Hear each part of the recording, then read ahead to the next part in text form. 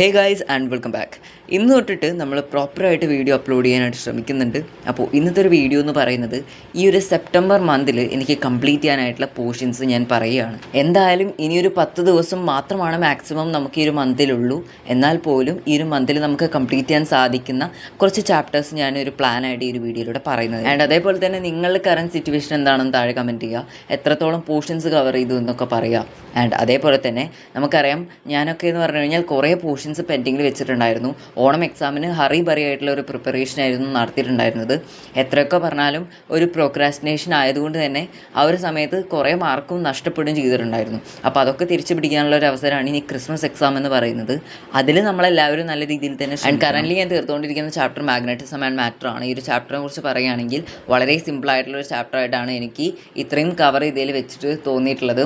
കാരണം എന്താണെന്ന് വെച്ച് കഴിഞ്ഞാൽ നമ്മൾ ഒന്നാമത്തെ പാഠം നന്നായിട്ട് അറിയുന്ന ഒരു വിദ്യാർത്ഥിയാണെങ്കിൽ അതിൻ്റെ നേരെ ഓപ്പോസിറ്റ് എന്ന് ഞാൻ പറയില്ല, അവിടെ ഇലക്ട്രോസ്റ്റാറ്റിക്സ് അഥവാ ഇലക്ട്രിക് ഫീൽഡിനെ കുറിച്ചിട്ട് പഠിക്കുകയാണെങ്കിൽ ഇവിടെ മാഗ്നറ്റിക് ഫീൽഡിനെ കുറിച്ചിട്ടാണ് പഠിക്കുന്നത്, അഥവാ മാഗ്നറ്റിക്സ് ആണ് പഠിക്കുന്നത്. എന്ന് വെച്ച് കഴിഞ്ഞാൽ അവിടെ യൂസ് ചെയ്യുന്ന പല ഡെഫിനിഷൻസും അതുപോലെ തന്നെ പല ഡെറിവേഷൻസും നമ്മളിവിടെ മാഗ്നറ്റിക് ഫീൽഡ് എന്ന രീതിയിൽ ടേം യൂസ് ചെയ്തുകൊണ്ട് എക്സ്പ്ലെയിൻ ചെയ്യുക അല്ലെങ്കിൽ ഡിറൈവ് ചെയ്യുകയാണ് ചെയ്യുന്നത്. അപ്പോൾ അതുകൊണ്ട് തന്നെ വളരെ സിമ്പിളായിട്ട് തന്നെ നമുക്ക് മനസ്സിലാക്കാൻ പറ്റും. സോ അതുകൊണ്ട് തന്നെ ഈ ഒരു ചാപ്റ്റർ നിങ്ങൾക്ക് പെൻഡിങ്ങിൽ വെച്ചിട്ടുള്ള ഒരു ചാപ്റ്റർ ആണെങ്കിൽ എന്തായാലും ഇപ്പോൾ തന്നെ പഠിക്കാൻ തുടങ്ങിക്കോളൂ. നല്ല സിമ്പിളായിട്ട് തീർക്കാൻ പറ്റും.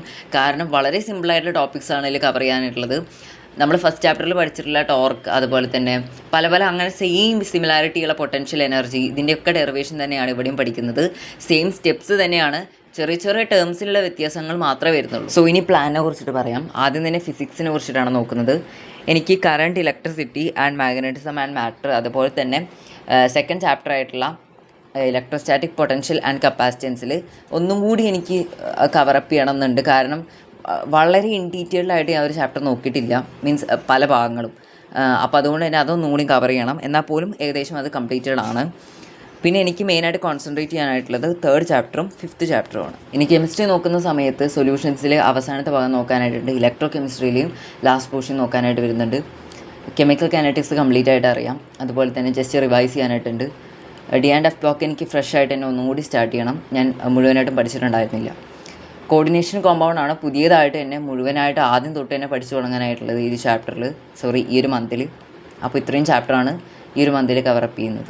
ഇനി മാത്സിലേക്ക് വരുമ്പോൾ relations and functions, inverse trigonometry, matrixes, determinants, ഈ 4 ചാപ്റ്റർ അത്യാവശ്യം സിമ്പിൾ തന്നെയാണ്, ഏകദേശം കവറപ്പ് ചെയ്തത് തന്നെയാണ്. പിന്നെ 5ാമത്തെ ചാപ്റ്റർ ആയിട്ടുള്ള കണ്ടിന്യൂറ്റി ആൻഡ് ഡിഫറൻഷ്യബിലിറ്റി. കണ്ടിന്യൂറ്റി ഏകദേശം അറിയാം, ബട്ട് ഡിഫറൻഷ്യബിലിറ്റി എനിക്ക് മുഴുവനായിട്ട് അറിയില്ല, അപ്പോൾ അത് പഠിക്കാനായിട്ടുണ്ട്. അതേപോലെ തന്നെ ആപ്ലിക്കേഷൻ ഓഫ് ഡെറിവേറ്റീവ്സ് ഈ ഒരു മാസം തീർക്കണം എന്ന് വിചാരിക്കുന്നുണ്ട്. പറ്റുകയാണെങ്കിൽ തീർക്കും, കാരണം നമുക്ക് ഓൾറെഡി കുറേ ലീവുകൾ വരുന്നുണ്ട് തോന്നുന്നു, അറിയില്ല.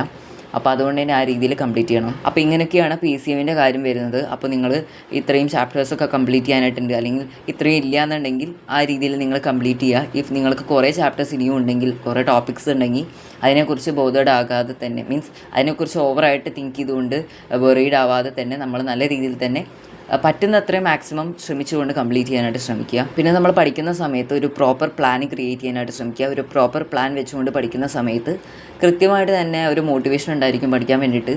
പിന്നെ മാക്സിമം പ്രോക്രാസ്റ്റിനേഷൻ ഒഴിവാക്കുക, എന്നിട്ട് ആ ഒരു പ്ലാൻ നല്ല രീതിയിൽ തന്നെ കംപ്ലീറ്റ് ചെയ്യാനായിട്ട് ശ്രമിക്കുക. ഇന്ന് ഞാൻ വിചാരിച്ചിട്ടുള്ള ടു ഡു ലിസ്റ്റ് എന്ന് പറയുന്നത്, first 1 magnetism and matter complete ചെയ്യണം, സെക്കൻഡ് 1 അതിൻ്റെ PYQ അറ്റംപ്റ്റ് ചെയ്യണം, തേർഡ് 1 കണ്ടിന്യൂറ്റി ആൻഡ് ഡിഫറൻഷ്യബിലിറ്റി പറ്റുകയാണെങ്കിൽ 2 പാർട്ടും കംപ്ലീറ്റ് ചെയ്യണം.